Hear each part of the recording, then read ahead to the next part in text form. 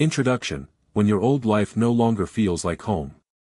You are standing in the middle of a life you spent years meticulously constructing, yet the ground beneath you feels strangely thin.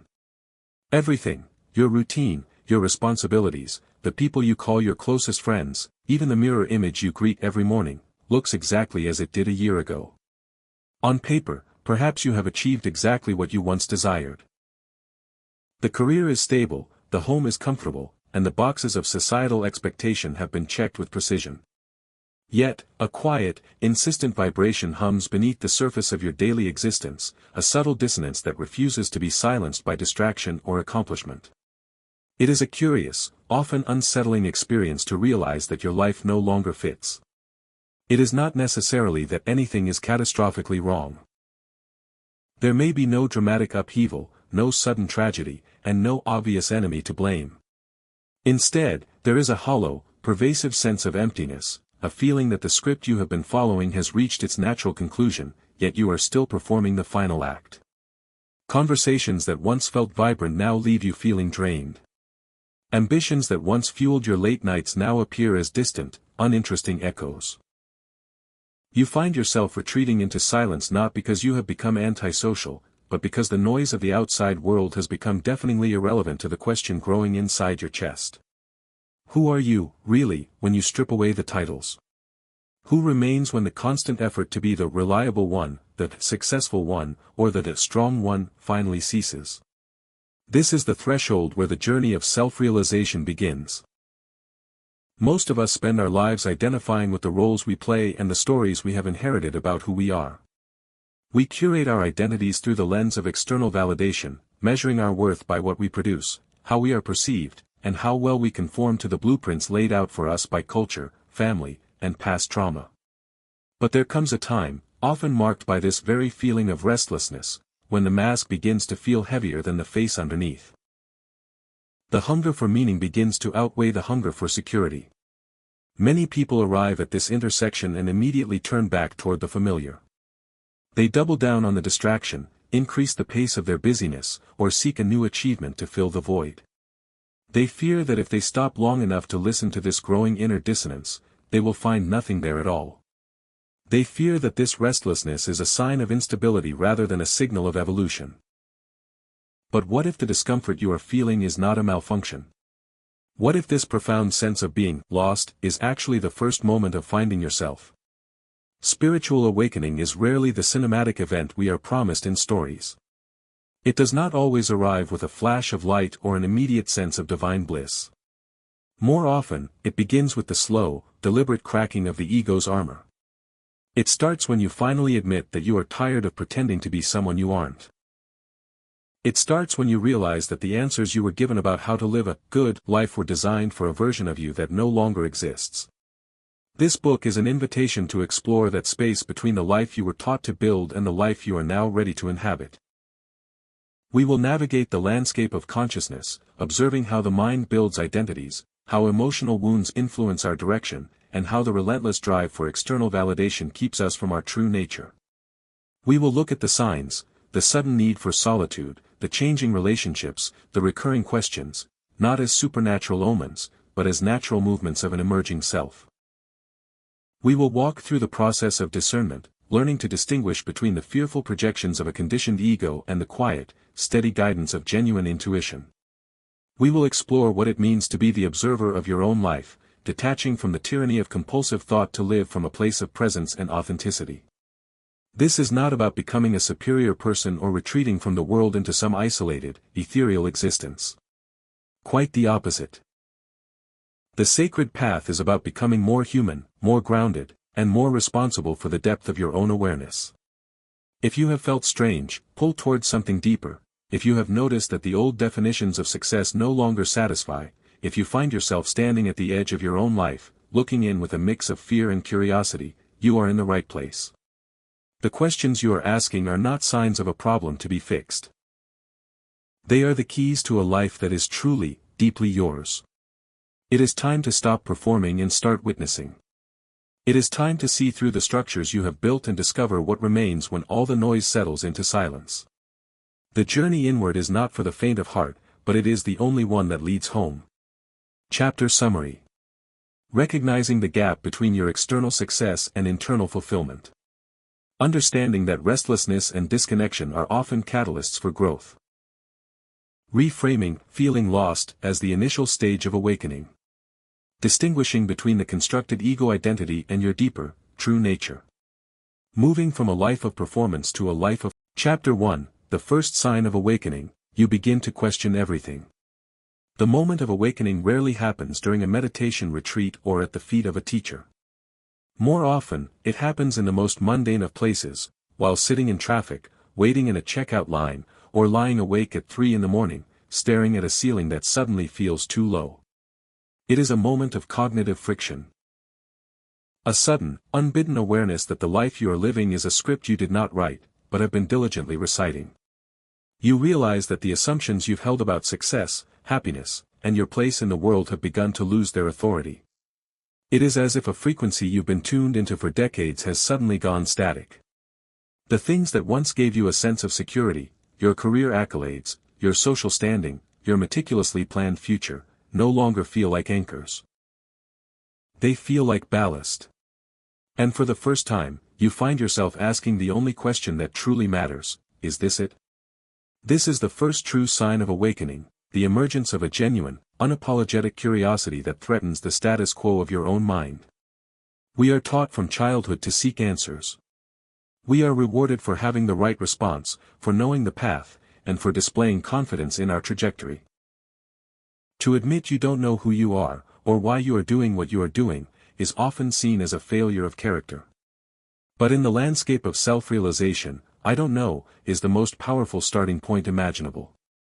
Many people confuse this questioning with cynicism. They assume that if they begin to doubt the value of their current pursuits, they are becoming bitter or disillusioned. But there is a profound difference between the two. Cynicism is a closed door. It is a defensive posture that says, "Nothing matters, so why bother?" Genuine inquiry, however, is an open door. It is the courageous act of saying, "The answers I have relied on are no longer sufficient, and I am willing to sit with the discomfort of uncertainty to find what is true." When you begin to question everything, you are effectively taking the first step in deconstructing the conditioned mind. You start to see that many of your desires were not yours at all, but echoes of parental expectations, cultural scripts, and the pervasive pressure of external validation. You see that your fear of failure was often just a fear of looking inconsistent to others. You see that your need for constant busyness was a strategy to avoid the silence where these uncomfortable questions live. This questioning is not a gentle process. It can be quite destabilizing. When you stop taking your own thoughts for granted, you start to notice the sheer volume of narrative your mind generates to keep you in the familiar. Your mind will try to pull you back. It will tell you that you are being ungrateful, that you are having a midlife crisis, or that you are simply overthinking things. It will attempt to re-establish the old order because the old order is safe and predictable. But once the seed of inquiry has been planted, it cannot be unplanted. You start to notice the discrepancy between what you think you want and how you actually feel. You notice that you can succeed at a goal and still feel empty. You notice that you can be surrounded by people and still feel profoundly alone. These observations are not signs that you are broken, they are signs that your awareness is expanding beyond the narrow confines of your previous identity. As you navigate this stage, it is vital to hold your questions lightly. You are not looking for a new set of dogmatic answers to replace the old ones. The goal is not to find a new philosophy that allows you to stop thinking, the goal is to cultivate a state of mind that remains curious. True awakening is not about arriving at a destination, it is about remaining in a state of open-ended wonder. The most unsettling realization in this phase is the dawning awareness that the person you thought you were, the I who is asking these questions, might be just as much of a construct as the life you are questioning. You begin to see that the I who worries about the future, the I who regrets the past, and the I who seeks validation is a transient figure.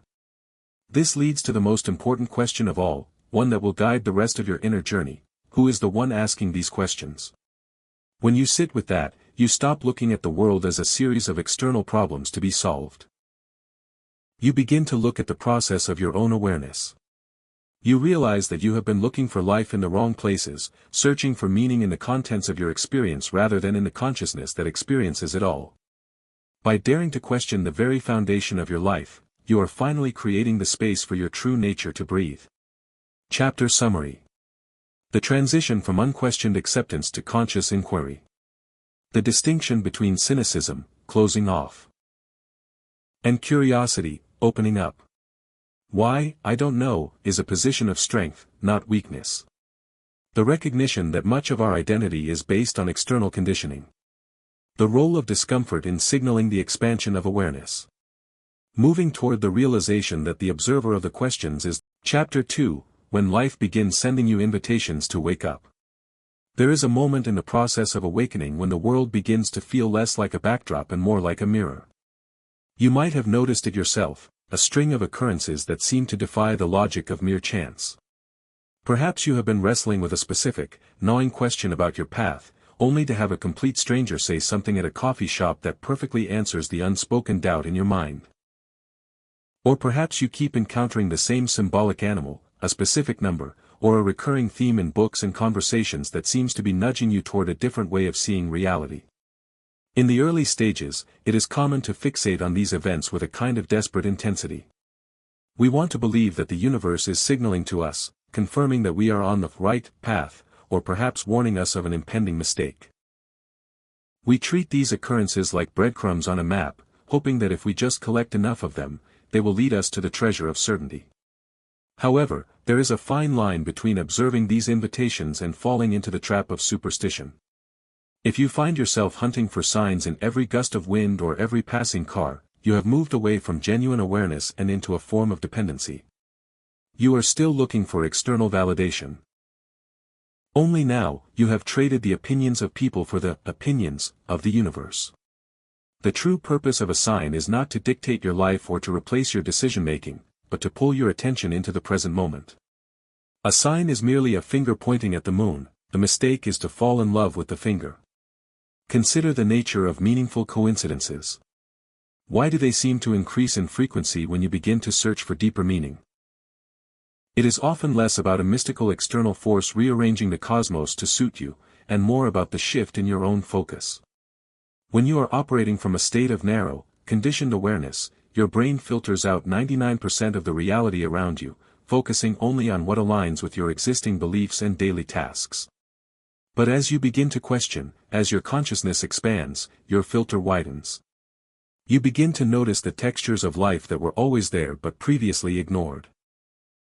You are not necessarily finding new signs, you are finally beginning to see the patterns that have always been interwoven into the fabric of your experience.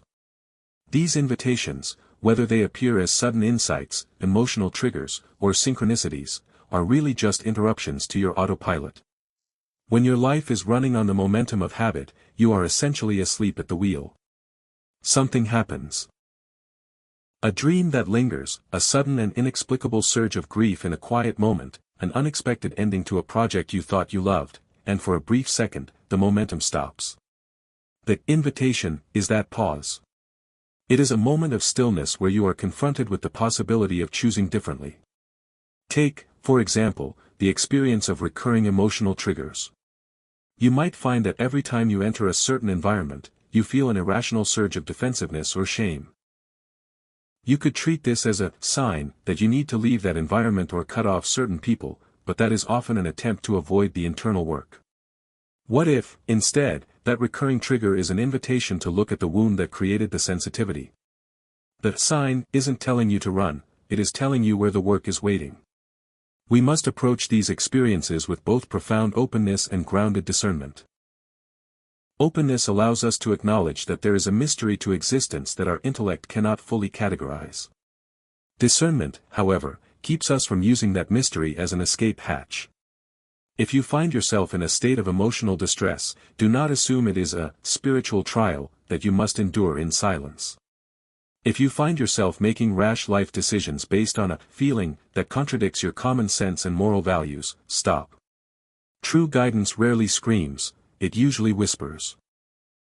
If a sign asks you to abandon your responsibilities or betray your own integrity, it is likely not an invitation from your true nature, but a projection of your ego's desire to evade reality. Ultimately, these meaningful moments are meant to catalyze a deeper relationship with yourself. They should lead you back into the silence, back into self-inquiry, and back into the present moment. They are not the destination. They are simply the way the universe, and your own subconscious, pokes you in the ribs when you start to drift back into the numbing comfort of your old life. They are reminders that you are an active participant in a living, breathing reality. The moment you stop chasing the sign and start living from the awareness that the sign was trying to point you toward, you have truly begun the work of self-realization. Chapter Summary. Recognizing synchronicity as a shift in internal focus rather than just external intervention. The danger of confusing meaningful signs with dependency or superstition. Why recurring triggers are invitations to internal healing, not just external avoidance. The necessity of using discernment when interpreting life's messages. Distinguishing between the ego's desire for certainty and the soul's need for presence. Using every experience as a tool for Chapter 3, the identity you mistook for yourself. From the moment you entered this world, you were handed a set of narratives. You were given a name, a family history, a social context, and a set of expectations that began to shape the boundaries of who you could be. As you grew, you continued to collect these labels like badges of honor, or sometimes, like heavy stones in a pack. You learned that being the smart one earned you praise, that being the strong one kept people from seeing your vulnerability, and that being the successful one was the only way to feel safe. Over time, these roles became so familiar, so worn in, that you stopped seeing them as costumes. You began to believe they were your skin. You started to think that your identity was the sum total of your memories, your achievements, your social status, and the specific set of wounds you have carried since childhood. This is the great illusion of the conditioned self, the belief that the person you are performing is the person you truly are. But consider this: if you lost your job, would you cease to exist? If you moved to a new country where no one knew your history, would you disappear? If you stripped away the roles of parent, partner, employee, or achiever, what would be left standing? Most of us are terrified to answer that question because we fear that if we take away the labels, we will find an empty void. We believe that we are nothing without the definition provided by the world. In truth, the person you perform is a construct, a brilliant, adaptive mechanism designed to help you navigate society, but a construct nonetheless. It is a cluster of habits, emotional reactions, and learned desires. When we confuse this construct with our true nature, we create a life of profound suffering. We suffer because we spend our entire existence defending, maintaining, and polishing a mask that was never meant to be our face. We feel anxious when the mask is threatened, defensive when it is questioned, and exhausted by the constant labor of keeping the performance believable. Think of how often you shape your behavior based on who is in the room. When you are with your family, you play one role; when you are at work, you play another; when you are with friends, you play a third. You have become a master of adaptation. But ask yourself, who is the one observing these shifts in behavior? Who is the one noticing that you are acting differently in different spaces? That observer is the key to unlocking your true nature. The observer does not have a job title. The observer does not have a bank account, a reputation to protect, or a past to regret. The observer simply is. Awakening is not about destroying the roles you play, it is about realizing that you are the one playing the role. It is the shift from being the actor who is entirely lost in the drama of the script to being the actor who realizes they are just a participant in a play. You can still be a parent, a partner, and a professional, but you no longer look to these roles to tell you who you are. You begin to hold these identities lightly. You realize that they are tools for interaction, not the foundation of your worth. This realization is profoundly liberating. When you stop mistaking the role for the self, you no longer feel the need to cling to past successes or run from past failures. You recognize that both are just stories that your mind tells to reinforce the identity it has created. When the achiever fails, the conditioned self feels like it is dying, but the true self remains untouched. When the strong one faces a moment of weakness, the conditioned self feels shame, but the true self observes that weakness with compassion and clarity. The work here is to begin noticing the moments when you are performing. Observe how quickly you shift your tone of voice or your posture when you want to impress someone. Observe how the ego flares up when your label is challenged. Do not judge these moments, simply become curious about them. By witnessing the construction of your identity in real time, you begin to create a sacred distance between you and the character you have been playing. You are not the history you have lived. You are the consciousness in which that history has appeared. You are not the achievements you have accumulated. You are the awareness that has watched those achievements rise and fall. As you begin to detach from the desperate need to be someone, you finally grant yourself the freedom to simply exist. And in that existence, you will find a stability that no external role could ever provide. You will find that underneath the surface-level personality is a deep, quiet, and resilient presence that has been waiting for you to notice it all along. Chapter Summary. The realization that identity is a constructed mask or performance. Why do we cling to labels and roles to feel safe and worthy? The distinction between the personality, the actor, and the awareness, the observer. How identifying with roles leads to anxiety, defensiveness, and exhaustion. Understanding that awakening involves holding identities lightly rather than abandoning them. Developing the capacity to witness your own performance without judgment to regain. Chapter 4. The Witness Within, Discovering the Awareness Behind Your Thoughts. We spend the majority of our lives trapped inside the internal monologue, a relentless stream of commentary, judgment, planning, and regret that never seems to take a breath. We assume that because we are thinking these thoughts, we are the ones choosing them. We identify with the voice in our head so completely that if the voice says, "I am a failure," we don't just hear the thought, we become the failure. If the voice says, "This is impossible," we immediately feel the weight of defeat. We treat our thoughts as if they are absolute, unalterable truths carved into the stone of our reality. But stop for a moment. Right now, as you read this, notice that there is a difference between the thought passing through your mind and the part of you that is aware of that thought. If you can observe your own thinking, then you cannot be the thought itself. You are the space in which the thought appears. This is the great turning point of self-realization, the discovery of the witness. The witness is that quiet, steady, and unshakable awareness that exists beneath the noise. It is the part of you that remains untouched whether you are angry, joyful, anxious, or calm. Just as the sky remains unchanged by the clouds that drift across it, your true nature remains unchanged by the thoughts that drift through your consciousness. The clouds may be dark and stormy, or light and airy, but the sky is always there, vast and clear. When you begin to practice this, the act of stepping back into the role of the observer, you are engaging in what is known as metacognition, the ability to think about your own thinking. However, this is not just an intellectual exercise. It is a profound shift in where you anchor your identity. Instead of anchoring your sense of self in the chaotic movement of your mental activity, you anchor it in the stillness of your awareness. This does not mean that your mind will suddenly go silent. If you are waiting for a day when the chatter completely stops, you will be waiting a long time. The mind is a machine designed to think, it will continue to churn out stories, predictions, and criticisms. The difference is that you stop taking these stories seriously. You stop obeying them. You learn to listen to the voice in your head the way you listen to the background hum of a refrigerator. You acknowledge it is there, but you don't build your life around it. Consider how much energy you have wasted trying to fix your thoughts.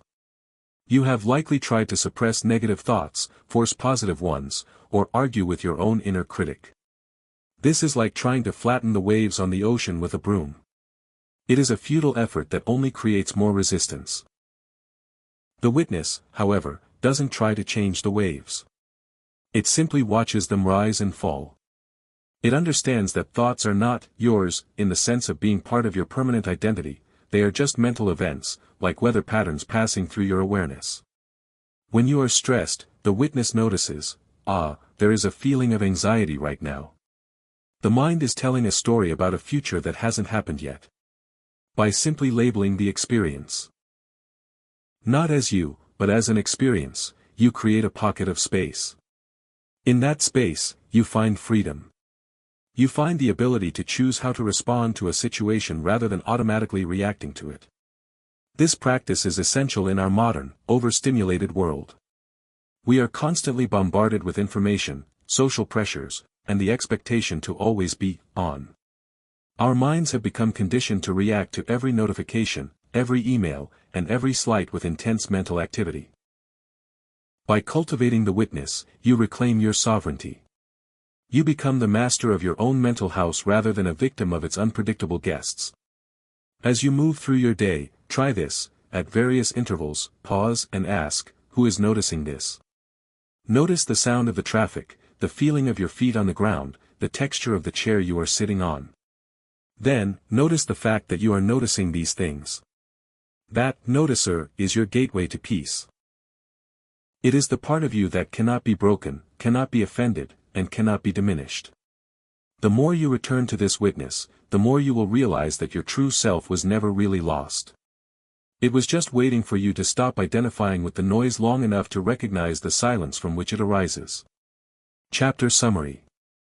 The distinction between identifying with thoughts and witnessing them. Using the metaphor of the sky and clouds to understand awareness versus mental activity. Why attempting to force positive thinking often fails to produce inner peace. The power of labeling your experiences to create distance from emotional reactivity. How the witness remains stable regardless of your internal or external circumstances. Practical application, shifting from reactive. Chapter 5, when the ego fights to keep the old you alive.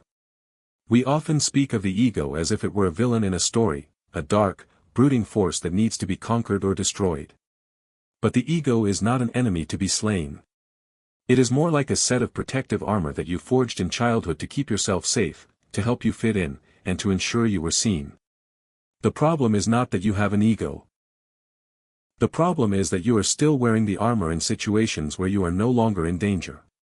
When you begin to wake up, when you start to detach from your old roles and rest in the observer, the ego notices. And it does not like what it sees.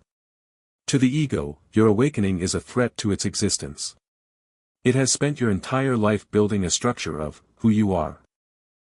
A structure defined by your need for control, your demand for certainty, your hunger for validation, and your attachment to being right. When you start to question those things, the ego sounds the alarm. This is why, as you begin to walk a path of self-realization, you may notice a sudden, intense surge of resistance. You might find yourself becoming more defensive than usual, more obsessed with how others perceive you, or more prone to self-sabotage. You might notice a strange urge to prove your spirituality to others, or to feel superior because you have started to see through the illusion. This is the ego attempting to reabsorb the awareness you are reclaiming. It is trying to turn your awakening into just another identity, a new self that is more evolved than everyone else. We call this the spiritual ego. It is one of the most subtle and dangerous traps on the path because it disguises itself as growth. The ego loves a good hierarchy, it wants to feel special. If it can no longer pride itself on its career or its bank account, it will quickly shift its pride to how much it understands, how calm it is, or how much higher its vibration is compared to those who are still asleep.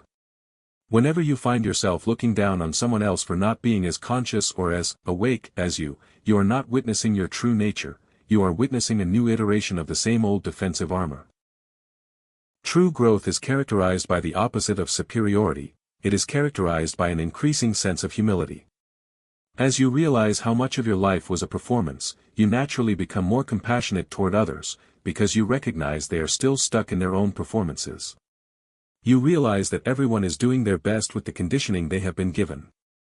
You stop looking for ways to feel better than and start looking for ways to be present with. The ego also fights to keep you alive through the comfort of fear. It will whisper to you that if you stop being the performer, you will lose your edge. It will tell you that if you stop being the one who is in control, everything will fall apart. It will make you afraid of the unknown, painting the landscape of authenticity as a dangerous wilderness where you will be exposed, rejected, or forgotten. But this is the ego's final, desperate bluff. To work with the ego is to work with patience.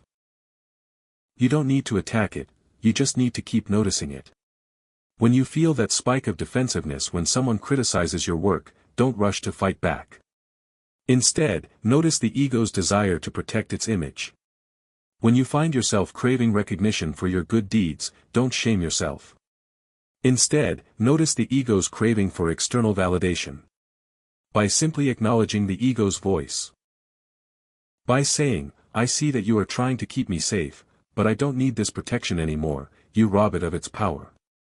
You don't stop the ego from talking, you just stop taking its suggestions as commands. You realize that you can have an ego without being the ego. You can live in the world, participate in its systems, and play your roles, without becoming enslaved by the need to have those roles validate your worth. This shift takes courage. It requires the willingness to feel uncomfortable, to be misunderstood, and to let go of the need to be seen as the one who has it all figured out.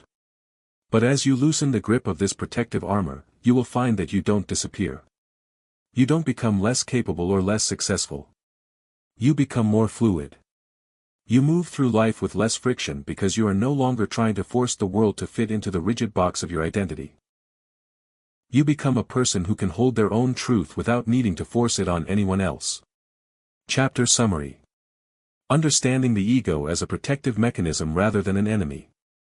Recognizing the spiritual ego as a common trap that replaces worldly pride with moral or intellectual superiority. The role of humility as the primary indicator of genuine inner transformation. Why resistance, self-sabotage, and defensiveness are often signs that the ego is losing its grip. Moving from controlling the ego to simply observing its patterns with patience. Chapter 6, The Dark Night, when losing yourself becomes part of finding yourself. There are moments in the journey of self-realization where the lights suddenly go out. You might be in the midst of your daily life, working, parenting, or socializing, when you are struck by a sudden, chilling sense of meaninglessness. The things that once gave you a sense of purpose no longer move the needle. Your friends seem like strangers, your goals look like abstract, pointless games. And your own reflection in the mirror feels like a ghost you no longer recognize. In our culture, we have a name for this. We call it depression, we call it a midlife crisis, or we call it burnout. But from the perspective of inner transformation, this period can sometimes be referred to as a dark night of the soul. It is a period where the identity you constructed for yourself has collapsed, but the new, authentic self has not yet fully emerged. You are in the gap. You are in the transition zone between who you were and who you are becoming, and it is a terrifyingly quiet place to be. It is important to be deeply responsible here. Not every period of darkness is a spiritual transformation. If you are experiencing persistent, debilitating symptoms, or if your thoughts turn toward harm, it is imperative that you seek professional guidance, medical support, and a grounded community. Distinguishing between a psychological crisis and an existential questioning is vital. However, there is a specific type of darkness that is not a defect to be cured, but a dismantling to be witnessed. It is the darkness that arrives when your soul is finally finished with the false narratives you have been carrying. When you lose the ability to pretend, when your capacity for playing the game evaporates, the result is a profound, aching emptiness. You feel stripped. You feel raw. You feel as though you have been peeled away from the world you once occupied. Your old methods of coping, the busyness, the shopping, the digital distraction, no longer work. They provide no comfort. This is the moment where the ego screams, but the soul is finally invited to speak. This phase is not about adding anything new to your life, it is about subtraction. You are being forced to release your attachment to the surface level of existence. You are being forced to sit with the reality that your life is not defined by what you achieve, what you own, or how you are perceived. When you are sitting in that emptiness, the mind will offer you every terrifying explanation for why you feel this way. It will tell you that you are losing your mind, that you are becoming a failure, or that you are fundamentally broken. But if you can stay present, if you can move through the fear of the void, you will eventually find something that doesn't disappear when the lights go out. You begin to realize that the person you thought you were was a character in a play, and the play has been cancelled. The darkness is simply the quiet of the theater once the actors have left the stage. It feels lonely, yes, but it is also the only place where you can hear your own heart again. In this emptiness, you are finally free from the burden of maintaining your character. You don't have to be strong. You don't have to be productive. You don't have to have answers. You just have to be. Many people reach this point and immediately rush to fill the space. They start new projects, they enter new relationships, they look for new teachers, all in a desperate attempt to feel something again. But if you rush through the dark, you miss the gift of the stripping. The gift is the clarity that comes when you realize you have nothing left to prove to anyone. This is the process of shedding layers. Just as a snake must leave behind its old skin to grow, you are leaving behind the old identity that no longer fits. It is a messy, uncomfortable, and often painful process. You may feel like you are grieving a death, because, in a way, you are. You are grieving the death of the self that you spent 40 years building. If you find yourself in such a season, give yourself permission to be still. You do not need to fix this feeling of emptiness. You do not need to force yourself to feel inspired or productive. Sometimes, the most spiritual thing you can do is to simply rest in the truth of your own humanity, even when that humanity feels hollow. Trust that this dismantling is not happening to you, it is happening for you. You are being cleared out so that something more authentic, more grounded, and more real can take root. The dawn does not come because you force it, it comes because the night has done its work. Chapter Summary. Defining the dark night as a transition period between old identities and new awareness. The crucial necessity of distinguishing between spiritual transition and psychological health crises. Viewing emptiness as a period of dismantling rather than a defect to be fixed. Why rushing to fill the void prevents the necessary shedding of old conditioning. The experience of grieving the loss of a former identity. Chapter 7, Intuition or Fear. Learning to hear the quiet voice within. One of the most persistent challenges on the path of self-realization is the confusion between your intuition and your fears. Because both often arrive in the form of a gut feeling, it is incredibly easy to mistake the bracing cold of anxiety for the steady clarity of inner knowing. You might feel a sudden urge to quit your job, to end a relationship, or to move across the world, and you wonder. Is this the call of my soul, or is this the flight response of my conditioned mind? Fear and intuition are both messengers, but they speak in very different languages. Fear is the language of the survivalist. It is loud, urgent, and focused on the future.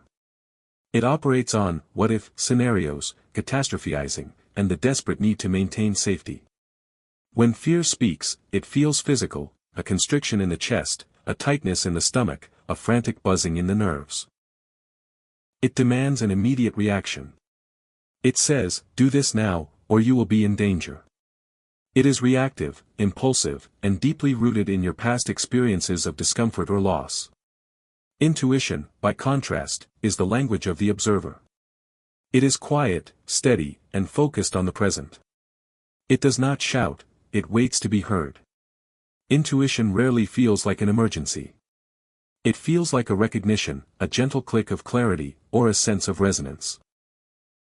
It does not carry the frantic energy of, I must escape, but rather the calm gravity of, this is what is true.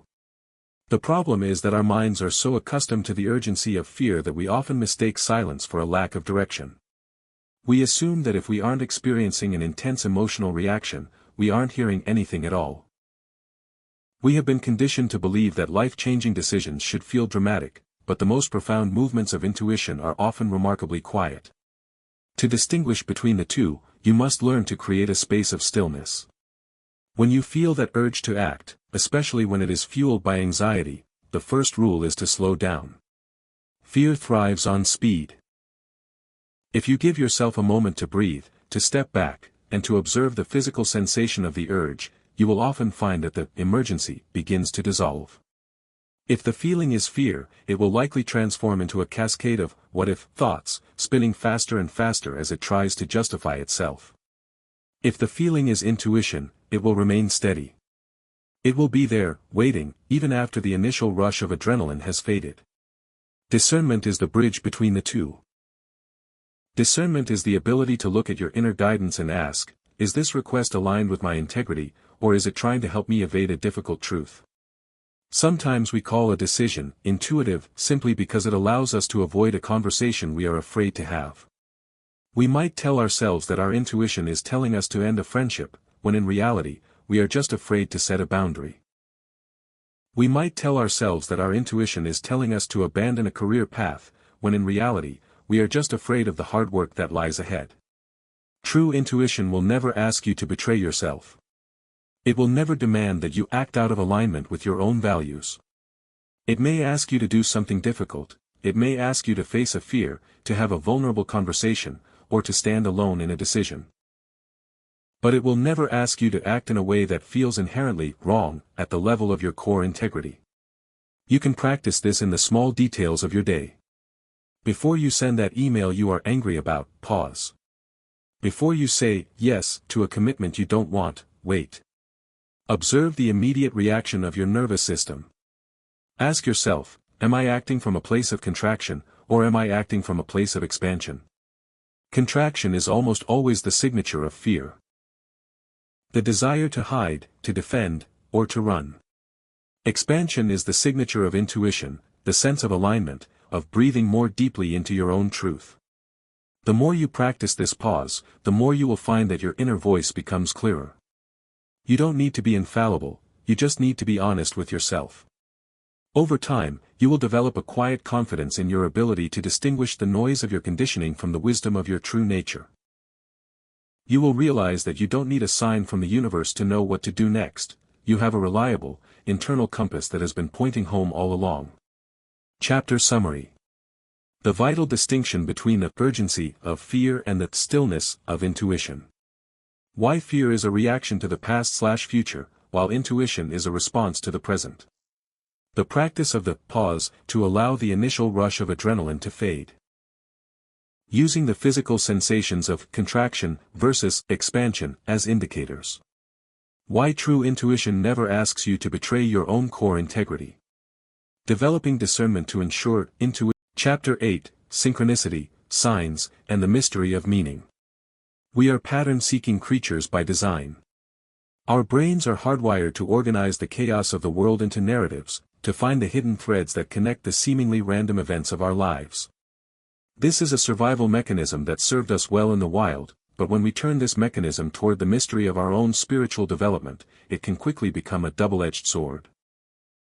We find ourselves living in a state of hypervigilance, constantly scanning the horizon for a sign that confirms our path or justifies our choices. It is beautiful to feel that life is speaking to us. When you are going through a difficult transition and a stranger says exactly what you needed to hear, or when you find a book on your doorstep that addresses the precise question you were pondering, it feels like the universe is conspiring in your favor.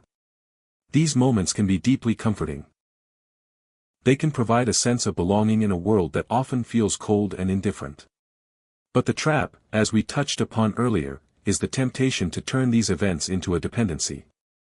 If you are waiting for a sign to tell you whether to take a job, move to a new city, or end a marriage, you have shifted the weight of your responsibility onto an external force. You are effectively saying, I am not equipped to decide this on my own, so I will let the random occurrence of a sequence of numbers or a recurring dream make the choice for me. This is an abdication of your own power. A sign, in its purest form, should be a reflection of your own inner state, not a substitute for your judgment. The mystery of meaning is that it is not something out there waiting to be found, it is something you bring to the experience. When you are genuinely present, you are in a state of resonance. Your attention is fluid, and because your attention is fluid, you notice things that a distracted person would miss. You notice the song playing in the store because you are currently mourning a loss. You notice the bird landing on your windowsill because you are currently seeking a sense of freedom. The meaning is not in the bird or the song, the meaning is in the way your consciousness interacts with the moment. So, how do we respond to these apparent signs? We treat them with a healthy dose of curiosity and a firm grounding in reality.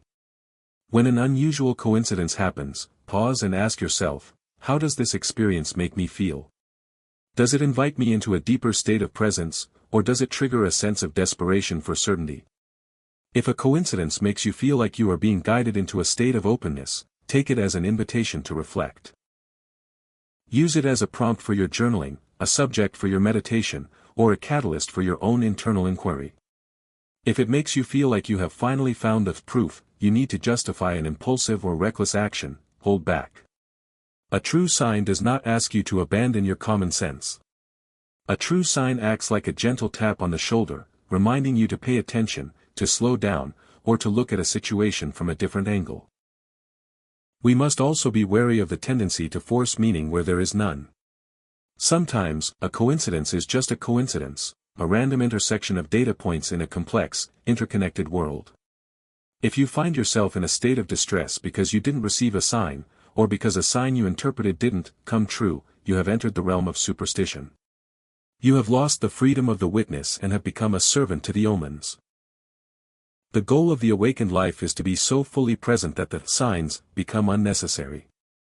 When you are in alignment with your true nature, you don't need the universe to send you a message because you are already listening to the intelligence of your own being. You are no longer looking for external confirmation because you have discovered the internal stability that makes confirmation irrelevant. Live in the mystery. Acknowledge that there are layers of existence that our logical minds cannot fully fathom. But do not use that mystery as a crutch. Continue to make your decisions based on your values, your intuition, and your honest appraisal of the facts. If the universe chooses to sprinkle a few coincidences along your path, enjoy them for the flavor they add to the journey. Just don't make them the map.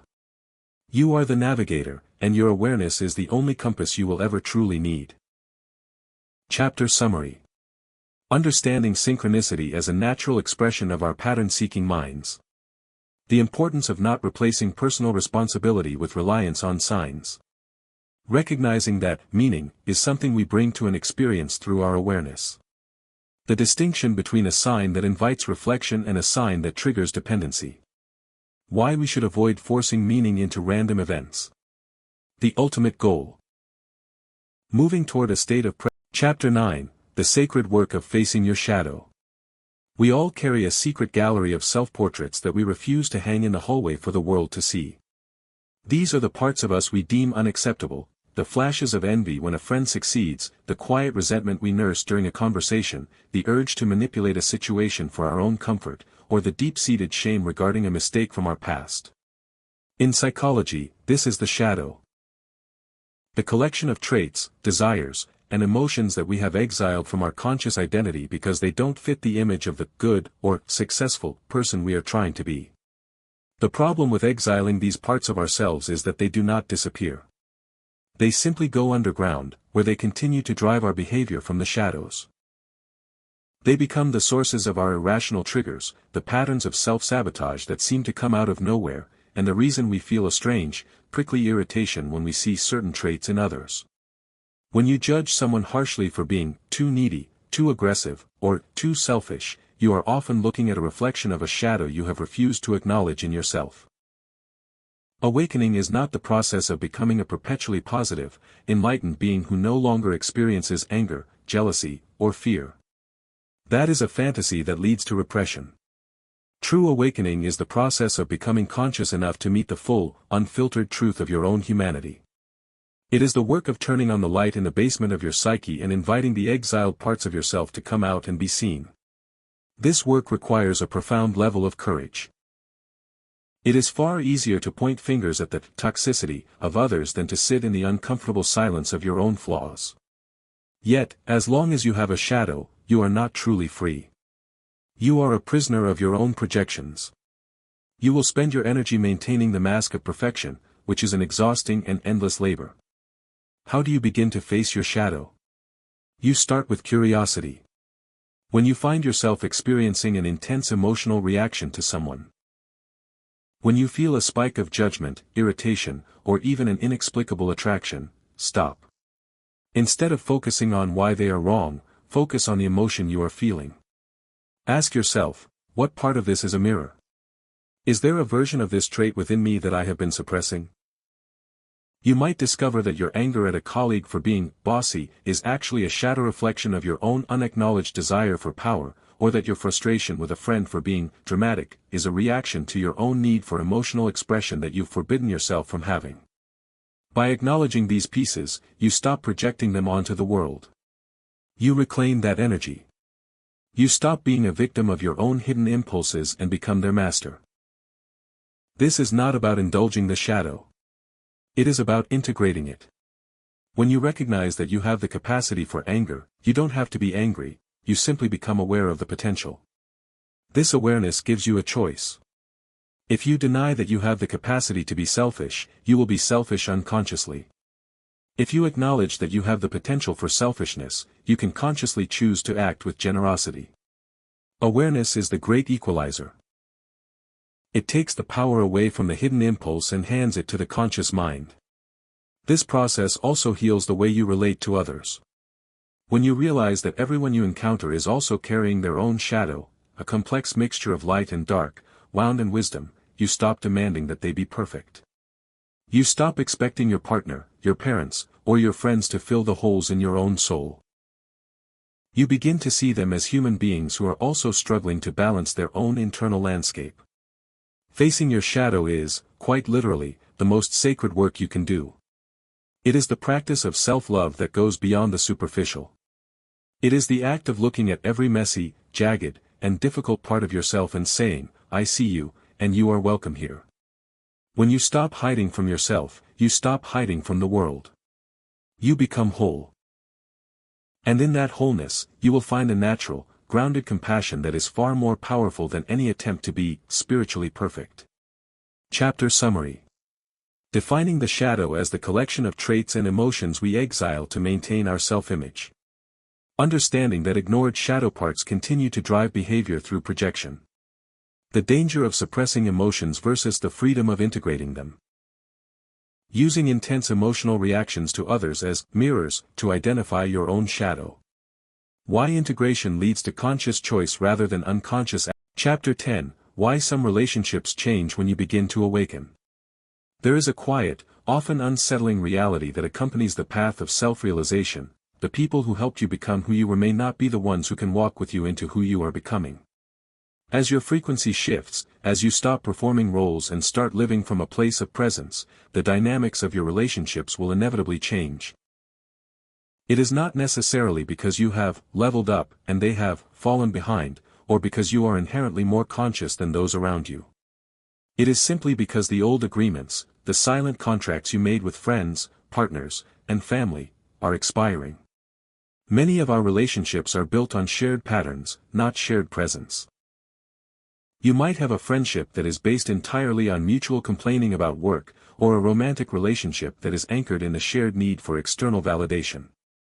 When you stop complaining, or when you stop needing that validation, the glue that held the relationship together starts to dissolve.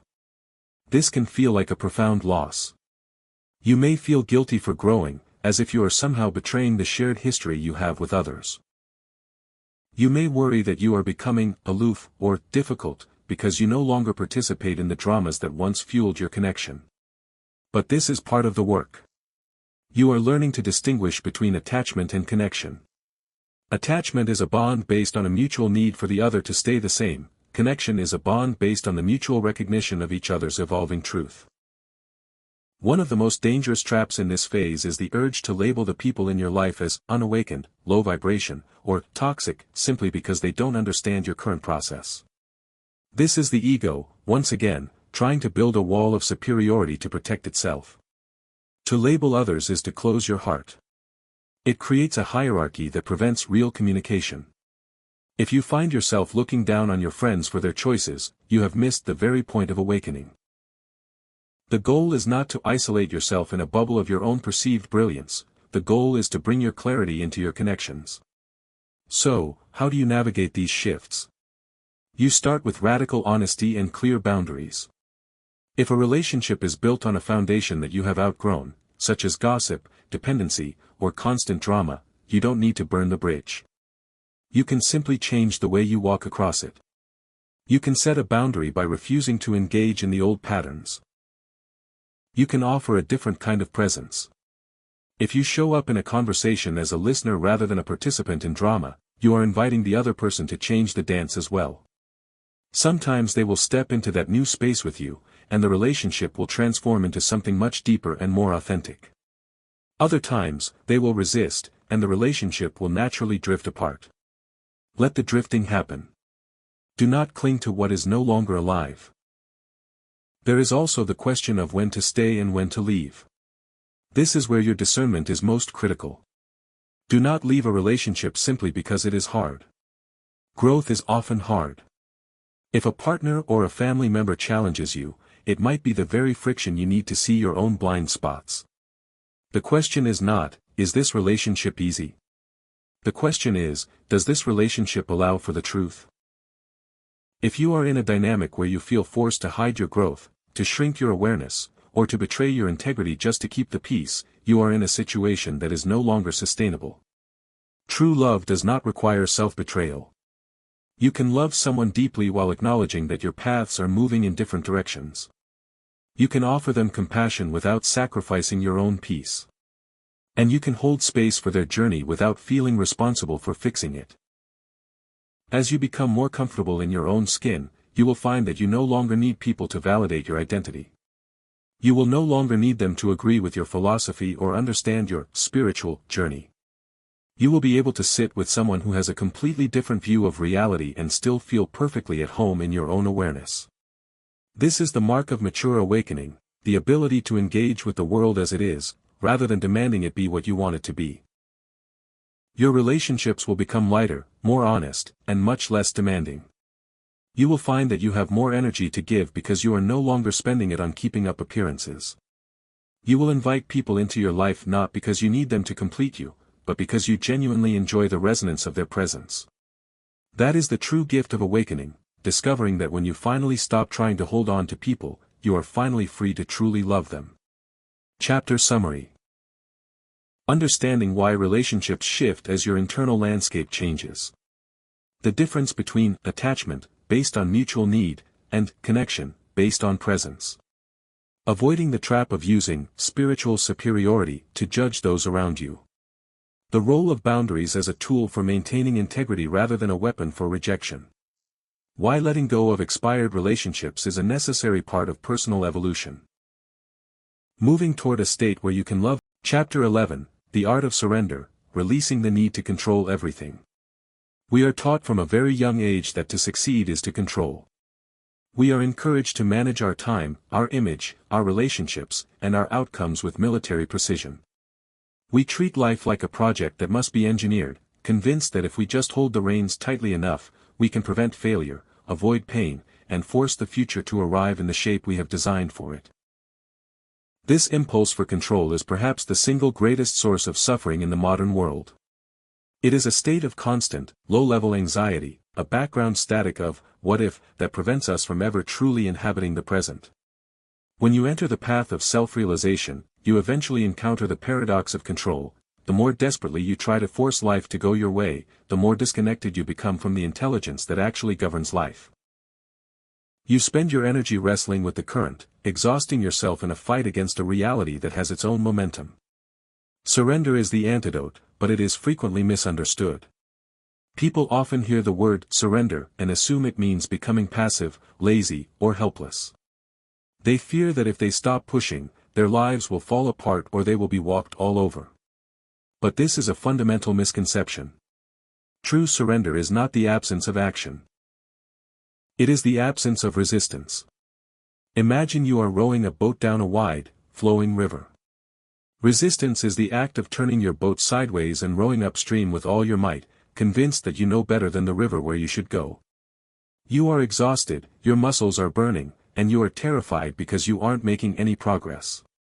Surrender is turning your boat downstream and rowing with the current. You are still rowing. You are still making choices, you are still navigating, you are still using your skill, but you are doing so in alignment with the movement of life itself. You are working with the energy of the moment rather than against it. Surrender means accepting that there are variables in your life that are completely outside of your jurisdiction. You cannot control the economy, the weather, the opinions of others, the timing of unexpected events, or the final outcome of every endeavor.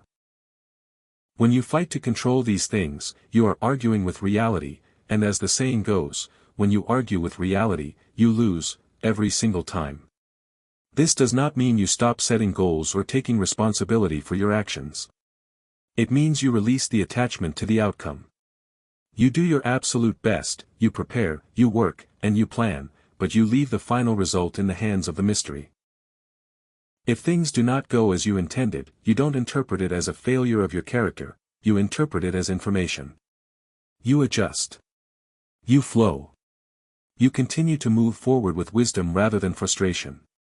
The ego hates this. The ego hates surrender because surrender requires admitting that it is not the ultimate authority. It requires acknowledging that there is a larger intelligence at work, an intelligence that might have a perspective the ego lacks. When you stop trying to micromanage your life, you suddenly find yourself with a vast, untapped reserve of energy. The energy that was previously consumed by worry, strategy, and mental gymnastics becomes available for the work of presence. The true test of surrender happens in the middle of a challenge. When your plans hit a wall, or when you face an unexpected ending, your first instinct will be to scramble for control. In those moments, practice the art of pausing. Take a breath. Acknowledge the feeling of fear that arises when things aren't going your way. Instead of acting immediately to fix it, ask yourself, what is the next right action, given the current reality? By letting go of the need for the future to look exactly like your blueprint, you become incredibly adaptable. You start to notice opportunities that you would have missed if you had been too focused on your agenda. You start to hear the quiet guidance of your intuition because you aren't shouting over it with your own demands. Surrender is the highest form of trust. It is the realization that while you may not control the path, you are perfectly capable of navigating it, step by step, with courage and presence. You move from being the director of a script that keeps failing, to being the lead actor in a story that is constantly surprising you, and that is where true freedom lives. Chapter Summary. Reframing control as a source of anxiety rather than a tool for security. Dispelling the myth that surrender equals passivity or weakness. Using the river metaphor to distinguish between resisting reality and flowing with it. Why surrendering the attachment to outcomes allows for more effective action. Recognizing that arguing with reality is always a losing battle. Cultivating trust by focusing on the next right action, rather. Chapter 12, The Power of Silence, Solitude, and Presence. We live in a culture that has declared a quiet war on silence. From the moment we wake up, our devices invite us into a digital labyrinth of information, opinion, and endless comparison. We are rarely alone with our own minds. Even when we are physically by ourselves, we fill the space with podcasts, music, or the infinite scroll of social media, terrified of what might bubble to the surface if the noise were to stop. We have developed a reflex: the moment we feel a flicker of boredom, loneliness, or existential unease, we reach for a distraction to numb it. But silence is not an emptiness to be avoided. Silence is the fundamental substrate of your existence. It is the vast, quiet background from which all of your thoughts, actions, and experiences emerge. When you avoid silence, you are avoiding the only place where you can truly meet yourself. This is why solitude is such a profound tool for awakening. There is a critical distinction between isolation and solitude. Isolation is a state of being cut off. It is a defensive act, born of fear, shame, or a desire to hide from the world. Solitude, however, is a state of being filled up. It is a conscious, chosen retreat into the present moment. In solitude, you stop performing. You stop managing your image. You stop anticipating the needs of others. You are finally free to simply exist as the awareness behind the mask. When you first begin to practice intentional silence, it can be deeply uncomfortable. The mind, addicted to the stimulation of the external world, will rebel. It will throw up memories, anxieties, and 1,000 trivial tasks you need to attend to. It will do anything to pull you back into the noise. This is exactly why you must stay. These are the mental habits that have been controlling you, and they can only survive in the friction of constant distraction. When you sit with them in silence, their power begins to fade. They stop being commands and start becoming just another set of mental phenomena passing through your awareness. In the silence, you begin to hear the things you have been too busy to notice. You hear the true temperature of your emotional state. You hear the subtle nudges of your intuition that were drowned out by the roar of your daily responsibilities. You begin to see the mechanical nature of your thought patterns. How you immediately move to judgment, how you instantly fear the future, how you reflexively look for validation. These insights are not available to you when you are caught in the current of busyness. They only appear in the stillness. Creating sacred silence in a modern life does not require you to move to a mountain retreat. It is about small, intentional choices. It is the decision to walk to your car without the radio on. It is the choice to spend 10 minutes in the morning simply sitting with your coffee, watching the light change, without a device in your hand. It is the willingness to be alone with your own thoughts during a commute or while doing household tasks. These moments of micro-solitude are the training ground for awakened living. They remind you that you are not the voice in your head, but the space in which that voice appears. You learn that you can be alone without being lonely, because you have finally become comfortable in your own company. You discover that presence is not something you do or achieve, it is something you reveal by simply removing the layers of noise that cover it. As you become more comfortable with silence, you will find that it begins to bleed into the rest of your life. You will find yourself less reactive in conversations, because you have cultivated an internal space that can hold discomfort without needing to fill it with words. You will become a better listener, not just to others, but to the reality of the present moment. You will begin to move through your day with a sense of groundedness that the most chaotic circumstances cannot shake. Silence is the place where you return to yourself. It is the place where you reconcile the person you thought you were with the consciousness you actually are. When you make a home in the silence, you never truly leave it, no matter how loud the world becomes. You carry the stillness with you, like a deep, steady anchor, allowing you to engage with the world with a clarity and compassion that is impossible to find when you are running from yourself. Chapter Summary. Recognizing our cultural addiction to distraction and the fear of silence. The distinction between isolation, hiding, and solitude, filling up. Why intentional silence is the primary environment for dismantling mental habits. The importance of embracing the initial discomfort of stillness. Practical ways to integrate micro-solitude into a busy modern schedule. How silence allows us. Chapter 13, Awakening Your True Nature in the Middle of Ordinary Life. There is a pervasive myth that spiritual awakening is a destination reserved for the cloistered, the monastics, or those who have successfully escaped the burdens of the everyday world. We often imagine that to truly realize oneself, one must retreat to a quiet cave, leave behind the demands of family, career, and finance, and dedicate every waking moment to transcendent contemplation. But this is not awakening. This is an escape. True awakening is not about leaving the world, it is about finally arriving in it. If your spirituality cannot survive contact with a Monday morning commute, a difficult conversation with a partner, or the stress of managing household finances, then it is merely a philosophy, not a lived reality. The sacred path to self-realization is designed to be walked exactly where you are, in the mess and the magic of ordinary life. Think of your daily responsibilities not as obstacles to your awakening, but as the raw material for it. When you are washing the dishes, you have a choice. You can either be lost in a repetitive loop of mental chatter, replaying yesterday's conflicts or planning tomorrow's anxieties, or you can be fully present with the sensation of the warm water, the movement of your hands, and the sound of the plates. One choice keeps you asleep in the dream of the ego. The other choice anchors you in the vividness of the present. Both activities take the same amount of time, but the quality of your life is entirely different. Awakened living is the practice of bringing your consciousness into the small moments. It is the ability to hold a difficult conversation with a family member without automatically defaulting to your old defense mechanisms. It is the practice of working toward a professional goal with your full attention, while remaining unattached to whether that goal ultimately defines your worth. It is the ability to experience disappointment, like a canceled plan or a financial setback, without letting it destroy your inner peace. You may wonder, if I am not constantly striving to be spiritually superior, or focused on mystical experiences, how do I know if I am awakening? You will know by your quality of presence. You will know by the way you handle the unavoidable friction of being human. You will notice that while your problems haven't magically disappeared, your relationship to them has changed. You are less prone to catastrophic thinking, less reactive to the opinions of others, and more capable of acting with clarity and kindness even when you are stressed. This is the transition from spirituality as a weekend hobby to spirituality as the foundation of your character. It is the move from the spiritual ego, which wants to be seen as profound, to the authentic self, which is content to be ordinary. There is a deep, quiet power in being an ordinary person who is fully awake to their own existence.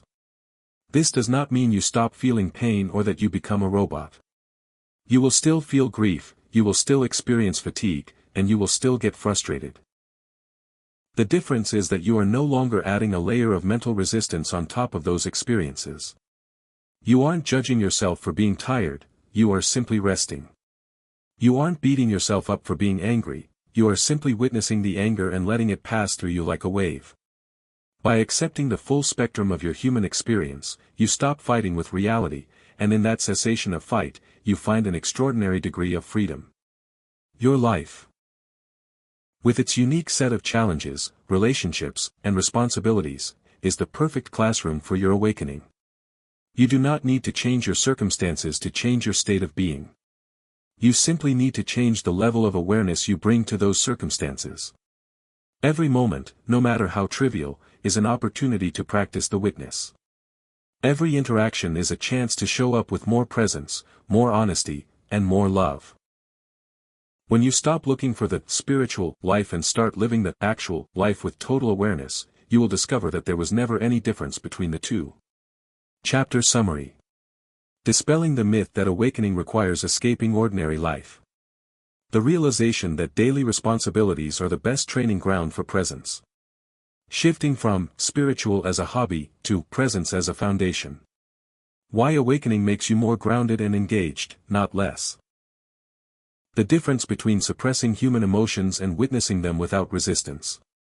Recognizing the power of an ordinary life lived. Chapter 14, Beyond Manifestation, Desire, Abundance, and the Awakened Life.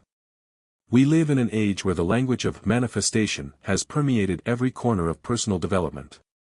We are told that if we simply align our thoughts, clear our limiting beliefs, or visualize our desires with enough intensity, we can command the universe to deliver wealth, success, and material comfort.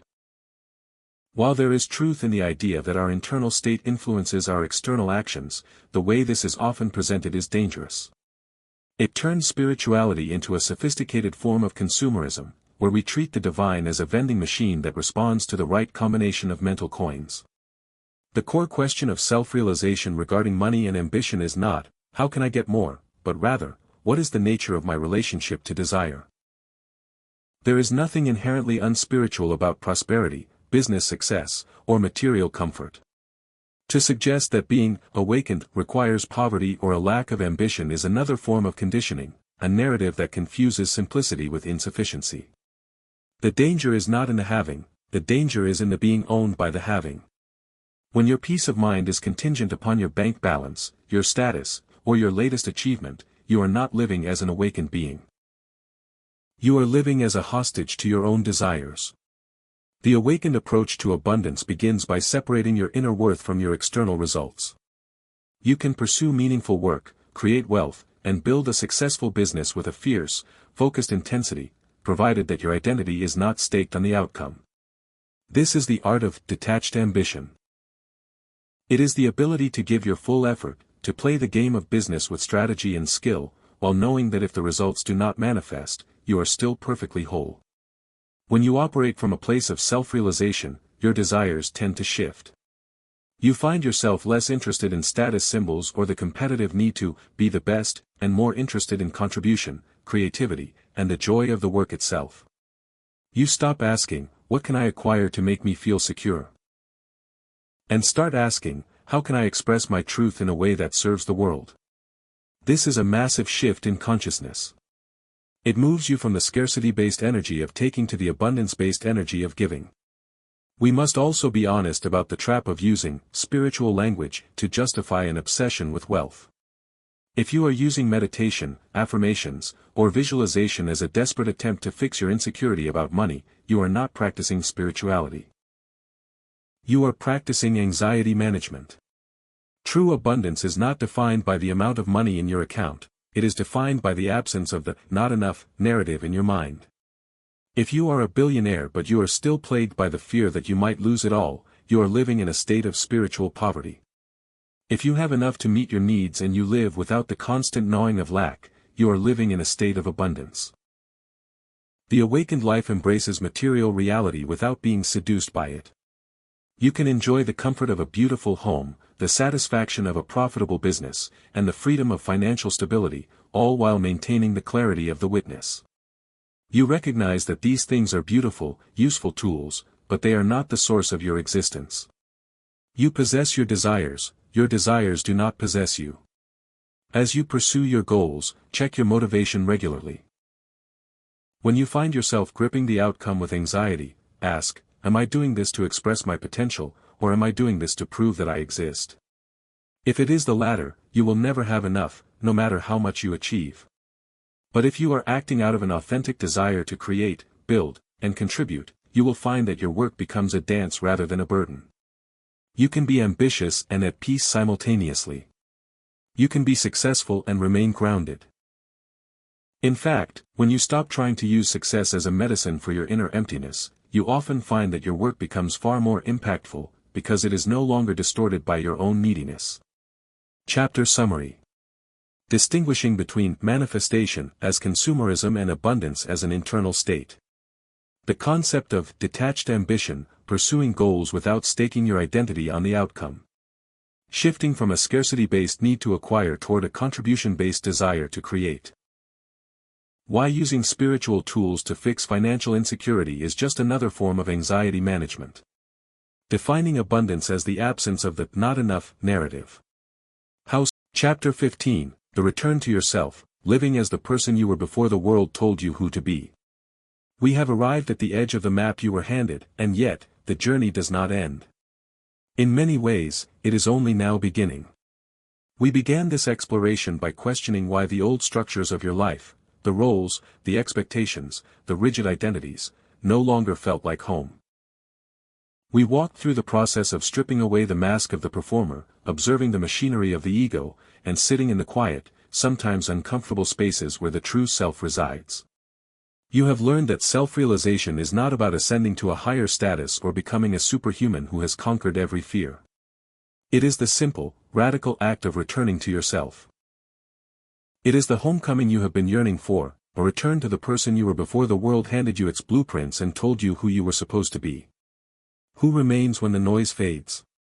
What is left when the constant need to prove your worth, to defend your image, and to anticipate the future falls away? What remains is an awareness that is fundamentally free. This awareness is not fragile. It is not dependent on your mood, your success, or the opinions of those around you. It is the same quiet observer that was present in your childhood, that stayed with you through the heartbreaks and the triumphs, and that remains steady right now as you read these words. This is the true nature, the bedrock of your being that has been waiting for you to stop identifying with the turbulence of the surface so that you could finally recognize the stillness of the depths. Living from this place requires a new kind of courage. It is the courage to be authentic in a world that rewards performance. It is the courage to speak your truth when the ego wants to say what is popular. It is the courage to be present when the world demands you be distracted. You will not become perfect. You will still experience the full spectrum of human emotion.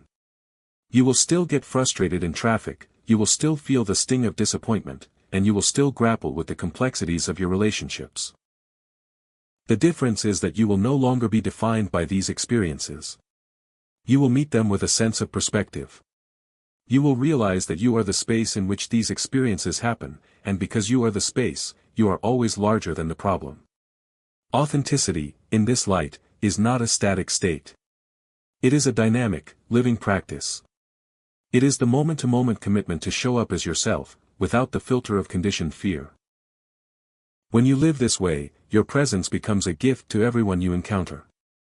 You don't need to try to help or fix the world. Your very presence, grounded in the reality of your own being, acts as a permission slip for others to begin the process of returning to themselves.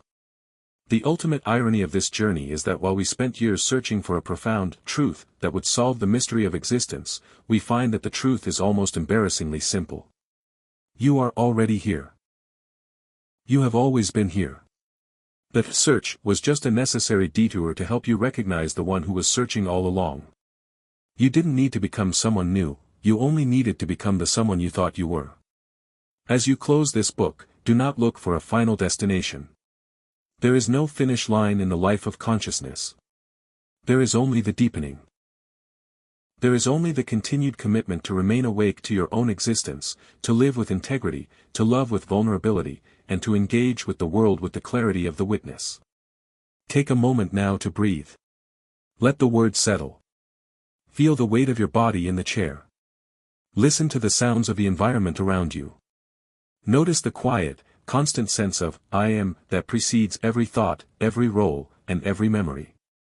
This is your home. You never truly left it. Now, you have simply learned how to live from it. You are enough, exactly as you are, exactly where you are. You do not need to escape your life to find your soul. Your life is the expression of your soul. Go forward with this knowledge. Live not as a reflection of the world's expectations, but as the unique, living presence that you are. The path is open, the space is clear, and the witness is ready. Your life is waiting for you to finally arrive. Chapter Summary. Summarizing self-realization as a return to your inherent, authentic nature. Recognizing that you don't need to become someone new, but rather unbecome the conditioned self.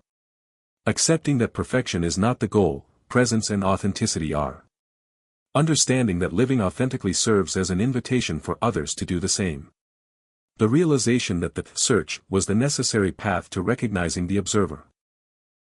Moving forward into life with the commitment